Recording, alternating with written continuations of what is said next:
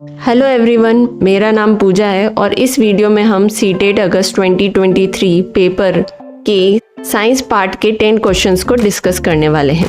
First question है, read the statement given below and choose the correct option. Assertion है इसका, stomach produce HCl यानी hydrochloric acid that help in breakdown of food. यानी stomach जो है वो hydrochloric acid को प्रोड्यूस करता है जो कि फूड के तोड़ने का काम करता है या फूड के तोड़ने में मदद करता है। रीज़न है digestive juice need an acidic medium to act.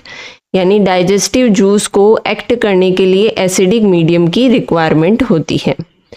तो ये बात सच है कि जो स्टमक है यानी अमाशय है वो HCl को रिलीज करता है और ये HCl जो है वो स्टमक में एसिडिक मीडियम को बनाए रखता है और डाइजेस्टिव जूस को काम करने के लिए एसिडिक मीडियम की रिक्वायरमेंट होती है।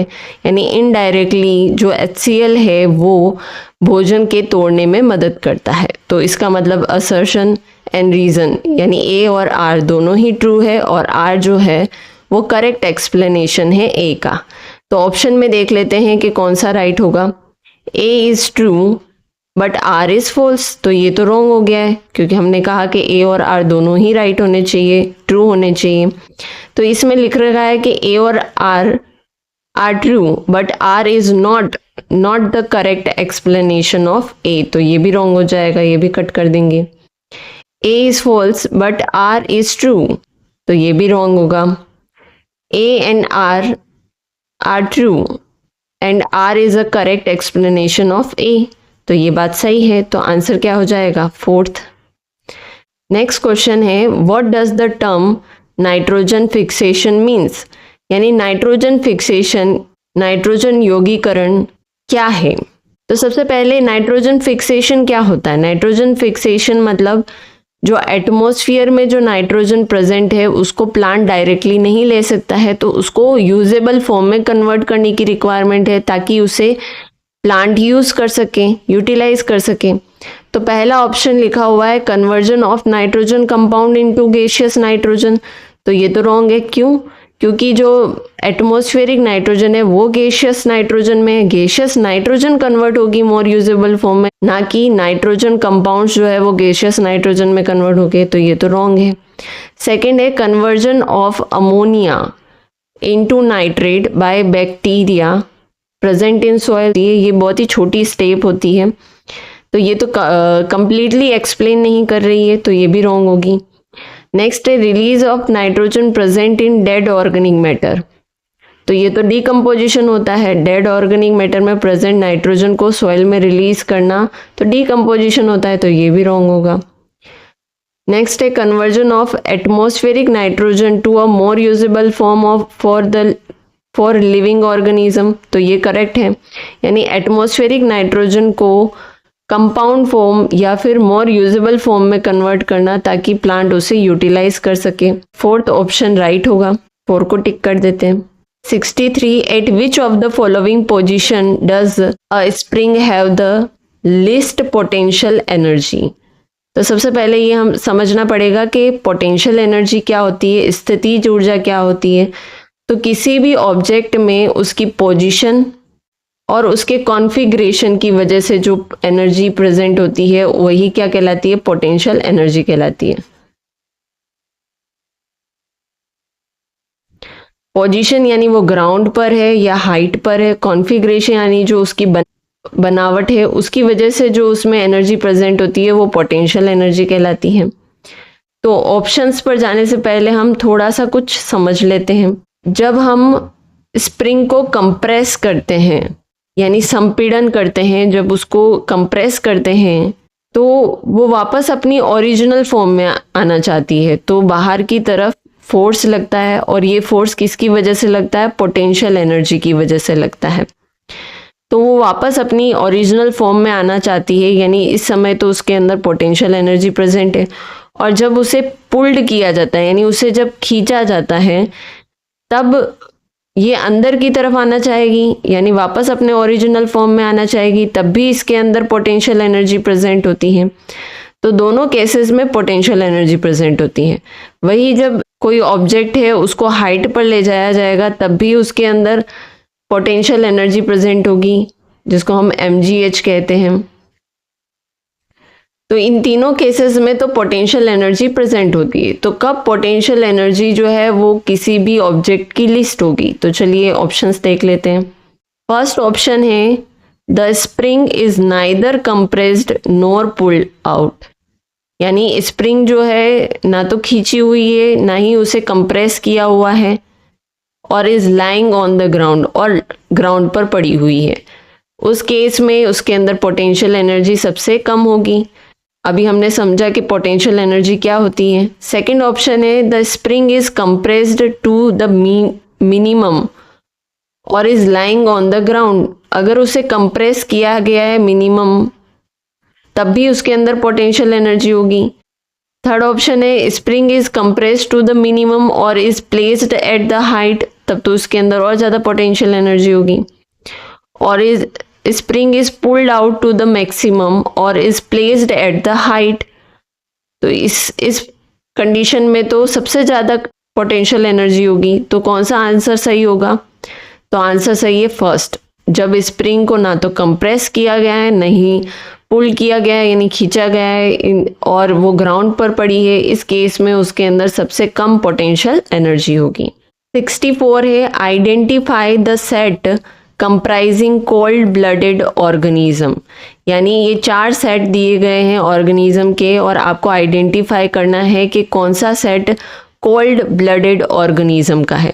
सबसे पहले ये समझ लेते हैं कि कोल्ड ब्लडेड ऑर्गेनिज्म क्या होते हैं।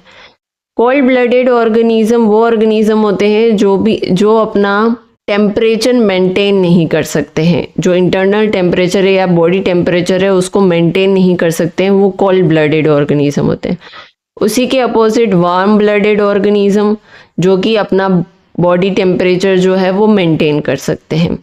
तो कोल्ड ब्लडेड ऑर्गेनिज्म में आ जाते हैं एम्फीबियंस, एम्फीबियंस में आ जाएंगे फ्रॉग वगैरह। तो एम्फीबियन है, फिश है, वो भी कोल्ड ब्लडेड ऑर्गेनिज्म होते हैं। एम्फीबियन, फिश और रेप्टाइल जिसमें लिजार्ड वगैरह है, ये भी कोल्ड ब्लडेड ऑर्गेनिज्म होते हैं। तो फर्स्ट ऑप्शन है lizard, parrot and dolphin. Second option है पीजन, ह्यूमन एंड लिजार्ड। और थर्ड ऑप्शन है स्नेक, फ्रॉग एंड कॉकरोच। और फोर्थ ऑप्शन है वेल, फ्रॉग एंड अर्थवर्म। तो इसका आंसर क्या हो जाएगा? Third, snake, frog and cockroach. तो वार्म ब्लडेड ऑर्गेनिज्म के एग्जाम्पल क्या होते हैं? ह्यूमंस होते हैं, एलिफेंट, ये जो होते हैं ऑर्गेनिज्म मेमल्स, ये वार्म ब्लडेड ऑर्गेनिज्म होते हैं। और कोल्ड ब्लडेड ऑर्गेनिज्म होते हैं amphibians like frog, fishes, lizard, snake, ये सब क्या हो जाएंगे? कोल्ड ब्लडेड ऑर्गेनिज्म हो जाएंगे। 65 which of the following pair of units are use for measuring the same physical quantity, इनमें से कौन सा पेयर जो है वो सेम फिजिकल क्वांटिटी को मेजर करने के लिए यूज़ किया जा रहा है। यानी फिजिकल क्वांटिटी जैसे हम यहाँ पर नीचे डिस्कस करने वाले हैं, फोर्स, वर्क, एनर्जी और पावर, इन सब फिजिकल क्वांटिटी के फॉर्मूलाज है और उन्हीं से हम उनकी यूनिट वगैरह निकालते हैं। जैसे फर्स्ट है किलोग्राम मीटर पर सेकेंड स्क्वायर, जिसको न्यूटन इंटू मीटर भी लिखा गया है। तो इन सब चीज़ों को, इन ऑप्शंस को समझने से पहले हम कुछ और डिस्कस कर लेते हैं। फोर्स, वर्क, एनर्जी और पावर के बारे में डिस्कस कर लेते हैं। फोर्स का फॉर्मूला होता है m इंटू ए, यानी मास इंटू एक्सेलरेशन। तो मास का होता है किलोग्राम और एक्सेलरेशन की होगी मीटर पर सेकेंड स्क्वायर, इसी को हम न्यूटन कहते हैं। वर्क का फॉर्मूला होता है F डेल्टा डी के। F की यूनिट क्या हो जाएगी? किलोग्राम मीटर पर सेकेंड स्क्वायर, और डेल्टा डी की क्या हो जाएगी? मीटर। ये किसके इक्वल होगी? Kilogram metre square per second square equal two joule के। तो जूल किसकी यूनिट है? वर्क की। काइनेटिक एनर्जी का फॉर्मूला होता है हाफ ऑफ mv स्क्वायर के। काइनेटिक एनर्जी की यूनिट हो जाएगी kilogram metre square per second square के। पोटेंशियल एनर्जी का फॉर्मूला होता है F इंटू एच के, एच यानी हाइट के, force into height equal to mgh। और पोटेंशियल एनर्जी की यूनिट हो जाएगी kilogram metre square per second square के। पावर क्या होता है? पावर या शक्ति power equal to work upon delta T के। Work upon delta T equal to work का क्या फॉर्मूला हो जाएगा, F delta D upon delta T के। तो इसकी जो यूनिट आएगी वो आएगी kilogram metre square per second cube के, और kilogram metre square per second square की हो जाएगी जूल, और per second which is equal to watt के। तो मैं पूछूं फोर्स की क्या होती है, तो न्यूटन, वर्क की जूल, और पावर की वॉट। तो अब हम ऑप्शंस देखते हैं, इजीली अब आपका क्वेश्चन सॉल्व हो जाएगा। पहला ऑप्शन है किलोग्राम मीटर पर सेकंड स्क्वायर के। तो किलोग्राम मीटर पर सेकंड स्क्वायर किसका होता है, फोर्स का, और फोर्स तो न्यूटन, फोर्स की यूनिट क्या होती है, न्यूटन। तो न्यूटन इंटू मीटर तो गलत हो जाएगा। सेकंड है kilogram metre square per second square के, ये वर्क की होती है, और वर्क की क्या होती है, जूल होती है। पर जूल पर सेकंड हमने किसके बराबर बताया था, वॉट के बराबर बताया था। तो जूल बराबर वॉट इंटू सेकेंड भी लिख सकते हैं, तो ये करेक्ट है, सेकेंड वन करेक्ट है। थर्ड भी देख लेते हैं, किलोग्राम मीटर पर सेकंड स्क्वायर वापस फोर्स की है, तो वॉट इंटू सेकेंड तो हो ही नहीं सकती है, तो न्यूटन होती है। फोर्थ है kilogram metre square per second square, वो जूल के इक्वल होती है, ना कि जूल पर सेकंड के, तो ये भी रॉन्ग हो जाएगा। तो आंसर क्या हो जाएगा, second, kilogram metre square per second square equal to watt into second के। 66 है, read the following paragraph and choose the option with the set of words which would fill the blanks correctly in the given order. यहाँ पर fill the blanks कौन से हैं, W है, Y, X and Z, ये सब filling the blanks है, इनको फिल करने हैं। तो during fertilisation the sperm cell from the father and the egg cell of the mother fuse to form W। तो फर्टिलाइजेशन के दौरान क्या होता है कि जो स्पर्म सेल है उसका न्यूक्लियस और एग सेल का न्यूक्लियस फ्यूज कर जाते हैं और एक स्ट्रक्चर फॉर्म करते हैं, सिंगल सेल फॉर्म करते हैं, और वो क्या है, जाइगोट। तो W क्या हो जाएगा, जाइगोट। तो W यहाँ पर भी जाइगोट लिखा हुआ है, यहाँ पर भी जाइगोट लिखा हुआ है, यहाँ पर एम्ब्रियो लिखा हुआ है, और यहाँ जाइगोट लिखा हुआ है, तो ये कट कर देते हैं। विच डिवाइड रिपीटेडली, ये डिवाइड करती है, रिपीटेडली डिवाइड करती है to give rise to a ball of cells. यानी जाइगोट में डिवीजन होगा, 2, 4, 8, 16, 32 सेल्स बनेगी, यानी बॉल ऑफ सेल्स बनेगी। And the cell begin to develop into different organ and tissue, और यही सेल्स जो है आगे टिश्यू और ऑर्गन बनाएगी। This developing structure called x, x क्या होगा, इस डेवलपिंग स्ट्रक्चर को क्या कहते हैं, एम्ब्रियो। तो यहाँ तो फीटस लिखा हुआ है, यहाँ एम्ब्रियो, यहाँ जाइगोट, यहाँ फीटस। तो ये तो वैसे ही कट कर लिया हमने, फीटस गलत हो जाएगा, ये भी गलत हो जाएगा, तो डायरेक्ट हमें आंसर सेकंड मिल गया है। फिर भी हम आगे पढ़ लेते हैं। तो this developing structure called X embryo gets embedded in the wall of uterus, uterus की वॉल में एम्बेड होता है embryo. And the stage of X यानी embryo in which all body parts can be identify, यानी ऐसी stage जिसमें limb, hand, leg, इन सबको identify किया जा सकता है, वो स्टेज क्या कहलाती है, फीटस। तो आंसर क्या हो जाएगा, सेकंड हो जाएगा। इसको हम फ्लो चार्ट की हेल्प से भी समझ लेते हैं। मेल गेमेट और फीमेल गेमेट के फ्यूजन से क्या बनता है, जाइगोट। इस पूरी प्रोसेस को क्या कहते हैं, फर्टिलाइजेशन कहते हैं। यही जाइगोट जो है इसमें डिवीजन होता है, और डिवीजन से क्या बनेगा, एम्ब्रियो बनेगा। एम्ब्रियो में डेवलपमेंट होगा और सारे बॉडी पार्ट आइडेंटिफाई किए जा सकते हैं, उस स्टेज को हम फीटस कहते हैं। और फीटस के फुल्ली डेवलप होने के बाद में बेबी बोर्न होता है। रिप्रोडक्शन इन एनिमल चैप्टर में हमने इस पूरे फ्लो चार्ट को डिस्कस किया है कि मेल और फीमेल गेमेट के फ्यूजन से जाइगोट बनता है। इसी जाइगोट में डिवीजन होने से एम्ब्रियो का फॉर्मेशन होता है। यही एम्ब्रियो आगे डेवलप होकर फीटस बनाएगा, यानी ऐसी स्टेज जिसमें सारे बॉडी पार्ट आइडेंटिफाई किए जा सके। जब फीटस का डेवलपमेंट कंप्लीट हो जाएगा तो बेबी बोर्न होगा। तो इस फ्लो चार्ट से आप कोई भी क्वेश्चन सॉल्व कर सकते हैं। नेक्स्ट क्वेश्चन है, which of the following reaction are not feasible. Feasible यानी संभव नहीं है, कौन सी रिएक्शन है जो कि संभव नहीं है। पहले ये समझ लेते हैं कि कौन सी रिएक्शन यहाँ पर हो रही है। तो यहाँ पर डिस्प्लेसमेंट हो रहा है। डिस्प्लेसमेंट क्या होता है? जब highly reactive metal less reactive metal को डिस्प्लेस कर दे, रिप्लेस कर दे, उसे हम डिस्प्लेसमेंट रिएक्शन कहते हैं। तो उसके लिए ये भी समझना ज़रूरी है कि कौन सा रिएक्टिव है, लेस रिएक्टिव है और कौन सा हाईली रिएक्टिव है। तो उसको हम समझेंगे इलेक्ट्रोकेमिकल सीरीज से। यहाँ पर हम बहुत छोटी सी इलेक्ट्रोकेमिकल सीरीज समझेंगे और इससे हमारा क्वेश्चन इजीली सॉल्व हो जाएगा। पोटेशियम के नीचे जितने भी मेटल्स लिखे हुए हैं वो उससे लेस रिएक्टिव है। उसी तरीके से सोडियम के नीचे जितने भी लिखे हुए हैं उससे लेस रिएक्टिव है। यानी नीचे से ऊपर की तरफ जाने पर जो मेटल की रिएक्टिविटी है वो इंक्रीज हो रही है, यानी ऊपर हाईली रिएक्टिव मेटल है। वैसे ही ऊपर से नीचे जाएंगे तो मेटल की रिएक्टिविटी जो है वो कम हो रही है, ये लेस रिएक्टिव मेटल्स है।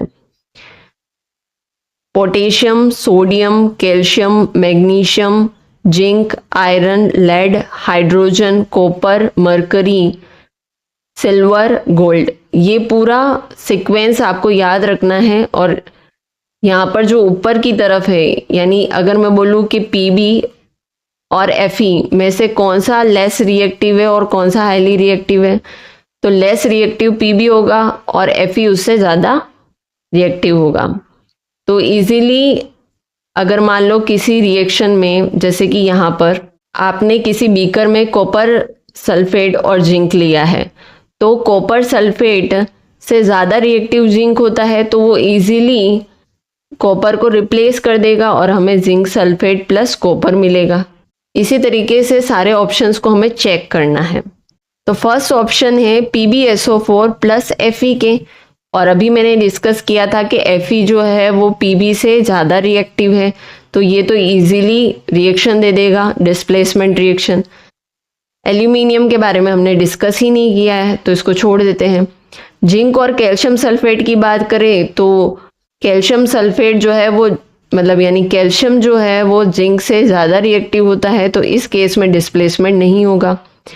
और मैग्नीशियम प्लस जिंक सल्फेट की बात करें तो मैग्नीशियम जो है वो जिंक से ज़्यादा रिएक्टिव है, तो यहाँ पर डिस्प्लेसमेंट रिएक्शन होगी। तो आंसर क्या हो जाएगा यहाँ पर? थर्ड, क्योंकि इसमें संभव नहीं है डिस्प्लेसमेंट की रिएक्शन। तो हमें एल्यूमिनियम के बारे में कोई नॉलेज नहीं थी, फिर भी हमने इजीली इस क्वेश्चन को सॉल्व कर लिया। 68 में which of the following graph are straight line, इनमें से कौन सा ग्राफ जो है वो स्ट्रेट लाइन है? First, distance and time graph of a body at rest. B, velocity and time graph of a body moving with uniform acceleration. Distance time graph of a body moving with uniform acceleration और velocity time graph of a body at a rest. तो सबसे पहले इन चारों options के graph हम draw कर लेते हैं। फर्स्ट ग्राफ है डिस्टेंस और टाइम ग्राफ है एट अ रेस्ट। बॉडी जब रेस्ट में है तो यहाँ पर हमें एक कांस्टेंट लाइन मिल रही है। ये डी और टी का जो ये लाइन है, ये एक्चुअली किसको बता रही है? वेलोसिटी को बता रही है। सेकंड में हमें वी टी के बीच में स्ट्रेट लाइन मिल रही है। स्ट्रेट लाइन क्यों? क्योंकि हमने बोला है कि यहाँ पर ऑब्जेक्ट यूनिफॉर्म एक्सेलरेशन से मूव कर रहा है। तो यहाँ पर ये जो लाइन है और टी है, इनके बीच में थीटा होता है जो कि किसको रिप्रेजेंट करता है? स्लोप को रिप्रेजेंट करता है। और स्लोप किसको बताता है? एक्सेलरेशन को बताता है। तो वी टी के बीच का स्लोप किसको बताता है? एक्सेलरेशन को।